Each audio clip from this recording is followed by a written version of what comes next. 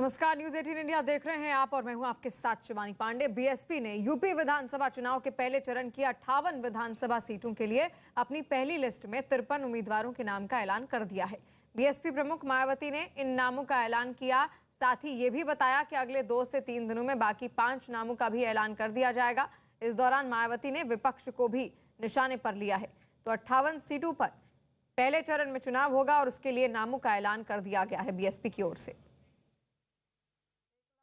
UP विधानसभा के आम चुनाव 7 चरणों में हो रहे हैं और पहले चरण में 58 विधानसभा की सीटों पर विधानसभा का आम चुनाव हो रहा है और बीएसपी ने पहले चरण की जो 58 विधानसभा की सीटें हैं तो उनमें से 53 विधानसभा की सीटों पर कैंडिडेट फाइनल कर दिए हैं। 5 सीटें बची हैं, 1-2 दिन में वो भी फाइनल हो जाएगा। जो दल बदलू नेता व सपा के साथ सपा के साथ गठबंधन करके चुनाव लड़ने वाली पार्टियां ये कह रही हैं कि ये पार्टी यानी कि Samajwadi party SC, ST, OBC और MC यानी कि माइनॉरिटीज कम्युनिटीज वर्गों के हितों की व इनके संतों, गुरुओं व महापुरुषों आदि को भी सम्मान करने वाली पार्टी है, तो इसमें रत्ती भर भी सच्चाई नहीं है। तो बीएसपी ने अपनी पहली लिस्ट जारी कर दी है। हालांकि 58 विधानसभा क्षेत्रों में ये चुनाव होने वाला है पहले चरण का, लेकिन 53 ही उम्मीदवारों के नामों का ऐलान किया गया है। अमित सिंह हमारे साथ जुड़ गए हैं। अमित, किन किन उम्मीदवारों के नाम का ऐलान किया गया है और किस किस का टिकट कटा है, किस किस को टिकट मिला है? देखिए, 53 उम्मीदवारों का लिस्ट उन्होंने ऐलान किया है, लेकिन किन किन लोगों को कहां से टिकट दिया जा रहा है ये थोड़ी देर बाद जैसा मायावती ने कहा कि सब मीडिया कर्मियों को दे दिया जाएगा, सारे पत्रकारों को दे दिया जाएगा किसे कहां से टिकट दिया गया है। लेकिन हाँ, 53 उम्मीदवारों का नाम फाइनल कर लिया गया है मायावती की तरफ से। तो वहीं दूसरी तरफ मायावती ने का जन्मदिन भी है और जिस तरीके से वो प्रेस को ब्रीफ कर रही थी, मीडिया से वो बातें कर रही थी, तो उन्होंने दल बदलू नेताओं पर हमला किया। दल बदलू नेता मतलब स्वामी प्रसाद मौर्य, जो कि अभी समाजवादी पार्टी में दाखिल हुए हैं। और आपको याद हो तो 2017 से पहले 2017 के चुनाव से ठीक पहले उन्होंने बहुजन समाज पार्टी छोड़कर और वो बीजेपी में शामिल हुए थे। अब जब 5 साल पूरे मंत्रालय में बतौर मंत्री वो रहे और उसके बाद जब जैसे ही मॉडल कोड ऑफ कंडक्ट लागू हुआ उसके बाद वो समाजवादी की पार्टी की तरफ चले गए। ओबीसी के बड़े चेहरे के तौर पर जाने जाते हैं। सीधा हमला मायावती ने बिना उनका नाम लिए हुए अपने प्रेस कॉन्फ्रेंस से किया। दल बदलू नेताओं पर उन्होंने हमला किया, जिसमें स्वामी प्रसाद मौर्य, दारा सिंह चौहान, धर्म सिंह सैनी, जो तमाम विधायक जो कल समाजवादी पार्टी में ज्वाइन किए हैं, अपने आप को ओबीसी का चेहरा बता रहे हैं। जो ज्वाइन किए हैं उसमें से 10 नाम ऐसे हैं जो कि ओबीसी का नेता अपने आप को बताते हैं, बड़ा चेहरा बताते हैं। तो वहीं मायावती ने कहा कि ये ओबीसी के बड़े चेहरे नहीं है, बल्कि ये अपने हित के लिए लगातार ये दल बदलते रहते हैं। तो इस तरीके से मायावती ने अपने प्रेस कॉन्फ्रेंस में विपक्ष पर हमला किया और उन्होंने कहा और उन्होंने जो उनकी सत्ता थी, जो उनका जो जब उनका शासन था, तो उस दौरान उन्होंने जो कुछ किया है विकास के कार्य, उसे भी गिनाया है। जी शिवानी। बिल्कुल, तो पहले चरण की 58 सीटों पर चुनाव होगा और उसमें आपको बता दें कि 53 उम्मीदवारों के नामों का ऐलान कर दिया गया है। बीएसपी की ओर से पहली लिस्ट जारी कर दी गई है। लेकिन यहाँ पर अमित, कौन से ऐसे खास नाम हैं जो इस लिस्ट में शामिल किए गए हैं उम्मीदवारों के? वो कौन से बीएसपी के कौन से वो बड़े चेहरे हैं जिनका ऐलान किया गया है? देखिए, बड़े चेहरे कौन से हैं वो थोड़ी देर बाद मालूम चलेगा, क्योंकि मायावती ने किसी का नाम लिया नहीं है और उन्होंने कहा है कि सारे मीडिया कर्मियों को, सारे बड़े हाउसेस को वो सीधे जो है उम्मीदवारों की जो लिस्ट है वो सीधे उन्हें भेज दिया जाएगा। उन्होंने नाम किसी का उम्मीदवारों का नहीं लिया है। उन्होंने हाँ ये जरूर कहा कि 53 लोगों का नाम फाइनल कर लिया गया। थोड़ी देर में सभी को उन 53 लोगों उम्मीदवारों का नाम भेज दिया जाएगा, ये उन्होंने साफ कहा है। और इसके अलावा जो उन्होंने उनका पूरा स्पीच अगर सुने तो इस पूरे स्पीच बीच में उन्होंने दल बदलू नेताओं पर उन्होंने हमला किया है, समाजवादी पार्टी पर हमला किया है। और जिस तरीके से लगातार नेता एक दल से दूसरे दल यानी बीजेपी से जिस तरीके से पिछले दिनों बीते कल ही हम की बात है कि कल जिस तरीके से स्वामी प्रसाद मौर्य, दारा सिंह चौहान, धर्म सिंह सैनी और कई नेता जो हैं कुल मिला के देखे तो कई विधायक जो हैं जो ज्वाइन किए हैं समाजवादी पार्टी, तो उन पर उन्होंने हमला किया है और कहा है कि ये अपने आप को ओबीसी का चेहरा जरूर बता रहे। मायावती ने अपने प्रेस कॉन्फ्रेंस में किसी नेता का नाम नहीं लिया, लेकिन उन्होंने दल बदलू नेता का नाम नेताओं के बारे में कहा है। तो जाहिर तौर पे दल बदलू के नेताओं के साथ साथ समाजवादी पार्टी पर दल बदलू नेताओं का यहाँ पर मायावती ने जिक्र किया। जितेंद्र सिंह जी, सोम प्रकाश जी, देश भर से जुड़े स्टार्टअप की दुनिया के सारे दिग्गज, हमारे युवा साथी, अन्य महानुभाव, भाइयों और बहनों, हम सभी ने भारतीय स्टार्टअप की सफलता के दर्शन किए और कुछ स्टेक होल्डर्स का प्रेजेंटेशन भी देखा। आप सभी बहुत बेहतरीन काम कर रहे हैं। 2022 का ये वर्ष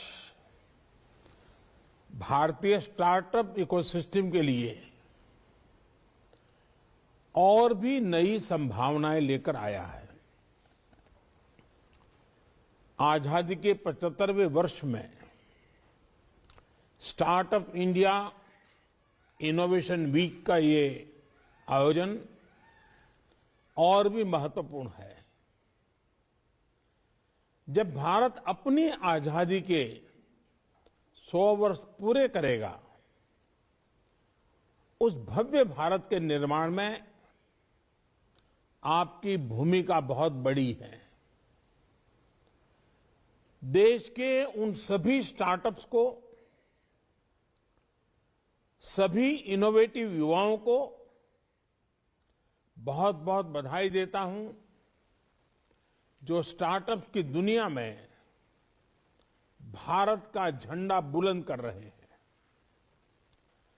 स्टार्टअप्स का ये कल्चर देश के दूर दराज तक पहुंचे, इसके लिए 16 जनवरी को अब नेशनल स्टार्टअप डे के रूप में मनाने का फैसला भी किया गया है। साथियों, स्टार्टअप इंडिया इनोवेशन वीक बीते साल की सफलताओं को सेलिब्रेट करने का भी है और भविष्य की रणनीति पर चर्चा करने का भी है। इस दशक को भारत का टेकेड कहा जाता है। इस दशक में इनोवेशन, एंटरप्रेन्योरशिप और स्टार्टअप इकोसिस्टम को मजबूत करने के लिए सरकार जो बड़े पैमाने पर बदलाव कर रही है, उसके 3 अहम पहलू हैं। पहला, एंटरप्रेन्योरशिप। एंटरप्रेन्योरशिप को, इनोवेशन को सरकारी प्रक्रियाओं के जाल से, ब्यूरोक्रेटिक साइलो से मुक्त कराना। दूसरा, इनोवेशन को प्रमोट करने के लिए इंस्टीट्यूशनल मैकेनिज्म का निर्माण करना। और तीसरा, युवा इनोवेटर्स, युवा उद्यम की हैंड होल्डिंग भी करना। Startup India, stand up India जैसे प्रोग्राम ऐसे ही प्रयासों का हिस्सा है। अंजल टैक्स की समस्याओं को खत्म करना और टैक्स फाइलिंग को सरल करना हो, एक्सेस टू क्रेडिट को आसान बनाना हो,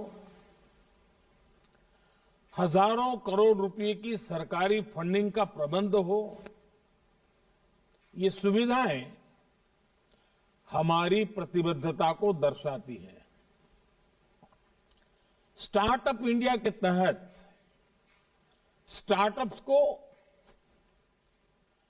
9 लेवर और 3 एनवायरमेंट लॉज से जुड़ी कंप्लायंसेस को सेल्फ सर्टिफाई करने की सुविधा दी गई है। डॉक्यूमेंट्स के सेल्फ एटेस्टेशन से सरकारी प्रक्रियाओं को सरल बनाने का जो सिलसिला शुरू हुआ था, वो आज 25,000 से अधिक कंप्लायंसेस को खत्म करने के पड़ाव तक पहुंच चुका है। स्टार्टअप्स सरकार को अपने प्रोडक्ट्स या सर्विस आसानी से दे पाए, इसके लिए government e market place GeM platform पर स्टार्टअप रनवे भी बहुत काम आ रहा है। साथियों, अपने नौजवानों के सामर्थ्य पर भरोसा, उनकी क्रिएटिविटी पर भरोसा किसी भी देश की प्रगति का अहम आधार होता है। भारत आज अपने युवाओं के इस सामर्थ्य को पहचानते हुए नीतियां बना रहा है, निर्णय लागू कर रहा है। भारत में 1,000 से ज्यादा यूनिवर्सिटीज हैं, 11,000 से ज्यादा स्टैंड एलोन इंस्टीट्यूशंस हैं, 42,000 से ज्यादा कॉलेजेस हैं और लाखों की संख्या में स्कूल है। ये भारत की बहुत बड़ी ताकत है। हमारा प्रयास देश में बचपन से ही स्टूडेंट्स में इनोवेशन के प्रति आकर्षण पैदा करने, इनोवेशन को इंस्टीट्यूशनलाइज करने का है। 9,000 से ज्यादा अटल टिंकरिंग लैब्स आज बच्चों को स्कूलों में इनोवेट करने, नए आइडियाज पर काम करने का मौका दे रही है। अटल इनोवेशन मिशन से हमारे नौजवानों को अपने इनोवेटिव आइडियाज पर काम करने के लिए नए नए प्लेटफॉर्म मिल रहे हैं। इसके अलावा देश भर के स्कूलों और कॉलेजों में हजारों लैब्स का नेटवर्क हर क्षेत्र में इनोवेशन को बढ़ावा देता है। देश के सामने मौजूद चुनौतियों से निपटने के लिए हम इनोवेशन और टेक्नोलॉजी आधारित सॉल्यूशंस पर बल दे रहे हैं। हमने अनेकों हैकेथॉन्स का आयोजन करके नौजवानों को अपने साथ जोड़ा है। उन्होंने रिकॉर्ड समय में बहुत सारे इनोवेटिव सॉल्यूशंस हमें दिए हैं। ये आप भी अनुभव करते होंगे कि सरकार के अलग अलग विभाग, अलग अलग मंत्रालय किस तरह नौजवानों और स्टार्टअप के साथ संपर्क में रहते हैं, उनके नए आइडियाज को प्रोत्साहित करते हैं। चाहे नए ड्रोन रूल्स हो या फिर नई स्पेस पॉलिसी, सरकार की प्राथमिकता ज्यादा से ज्यादा युवाओं को इनोवेशन का मौका देने की है।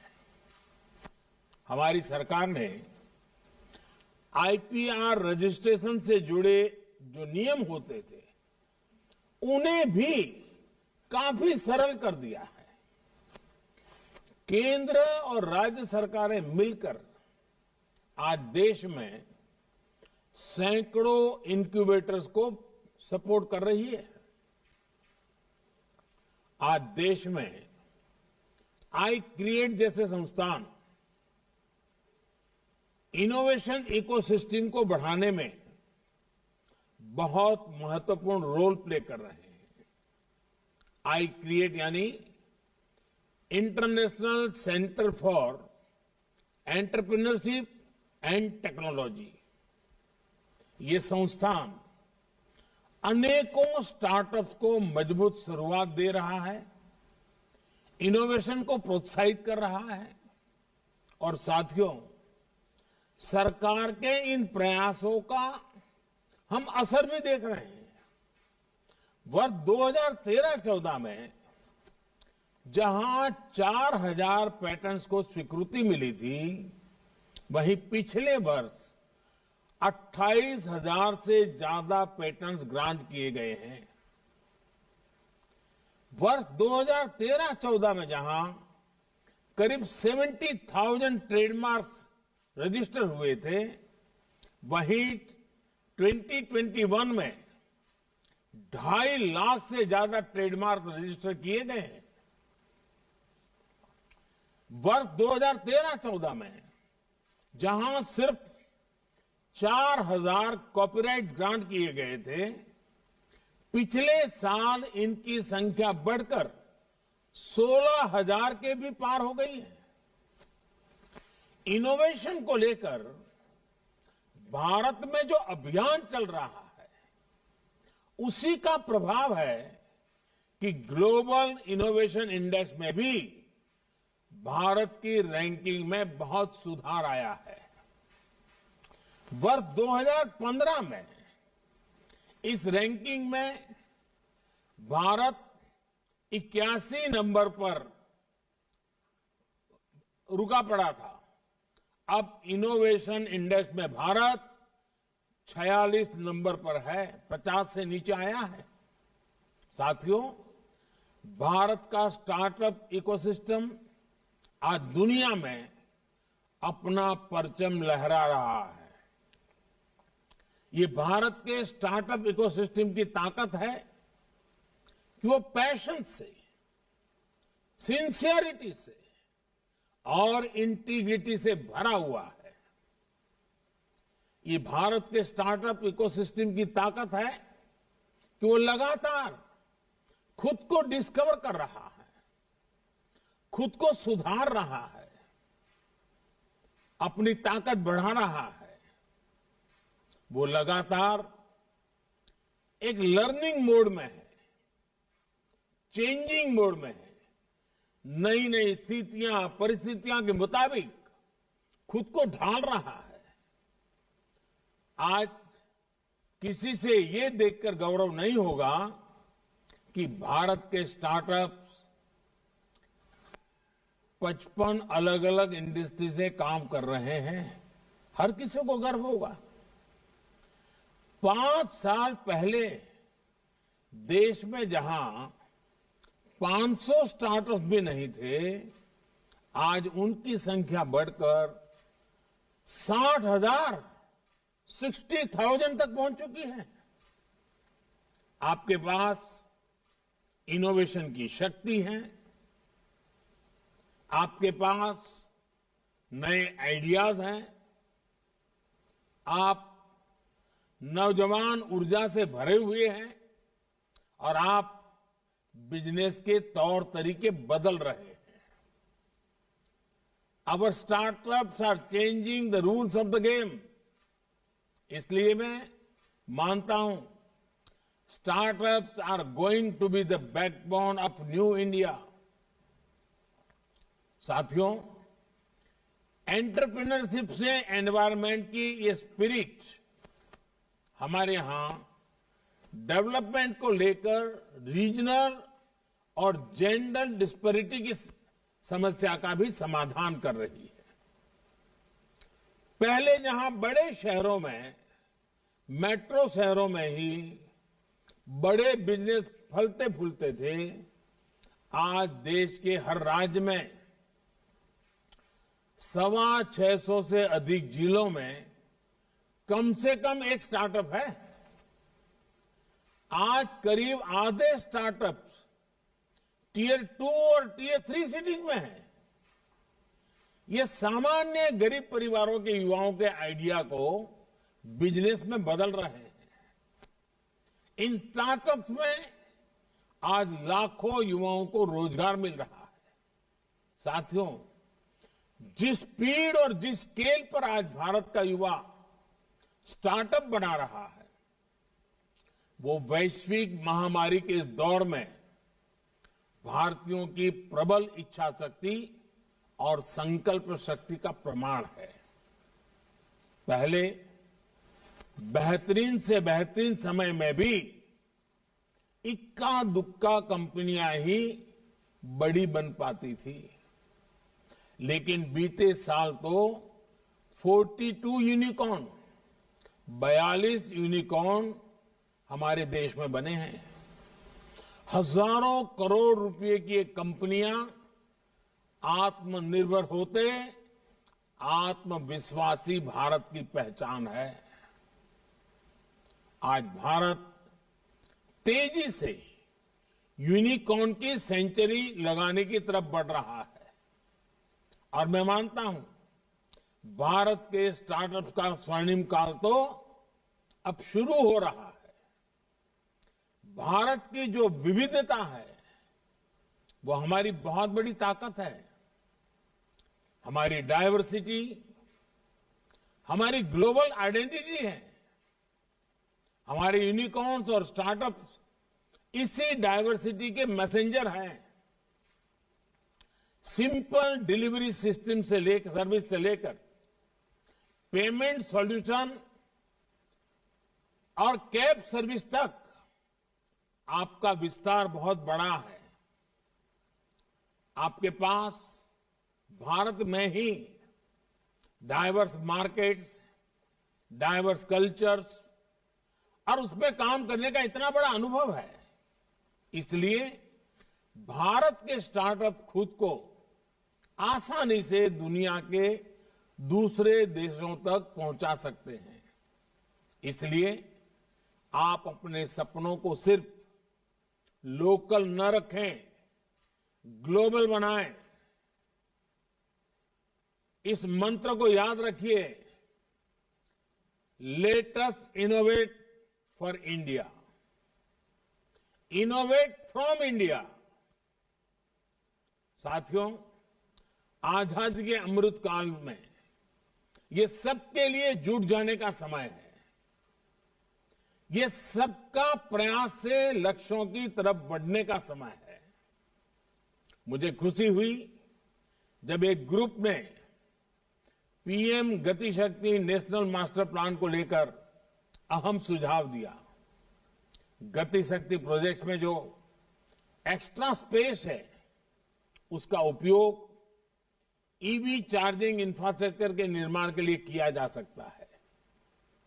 इस मास्टर प्लान में आज ट्रांसपोर्ट, पावर, टेलीकॉम सहित पूरे इंफ्रास्ट्रक्चर ग्रिड को सिंगल प्लेटफॉर्म पर लाया जा रहा है। मल्टी मॉडल और मल्टीपर्पज एसेट्स के निर्माण के इस अभियान में आपकी भागीदारी बहुत जरूरी है। इससे हमारे मैन्युफैक्चरिंग सेक्टर में नए चैंपियंस के निर्माण को भी बल मिलेगा। Defence manufacturing, cheap manufacturing, clean energy और ड्रोन टेक्नोलॉजी से जुड़े अनेक सेक्टर्स में देश के एम्बिशियस प्लान्स आपके सामने हैं। हाल में नई पहले इस्तीफा दिए